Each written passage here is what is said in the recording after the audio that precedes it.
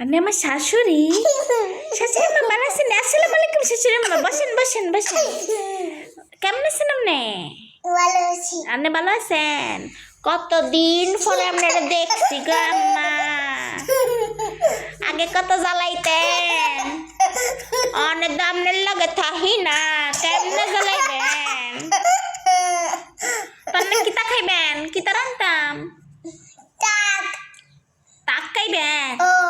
হইনি সব ডন হইছে আপনি? শাক আর হুটকি ছাড়া তো কিছু তা খান না।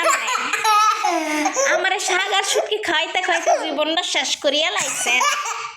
অনে আমরা মাংস খাই, চিংড়ি খাই, গরু খাই, মুরগি খাই, বুঝছেন নি? ওকে, শাশুড়ি আম্মা আবার খুলে গেছে। শাশুড়ি থেকে শ্বশুর বের হয়ে এসেছে।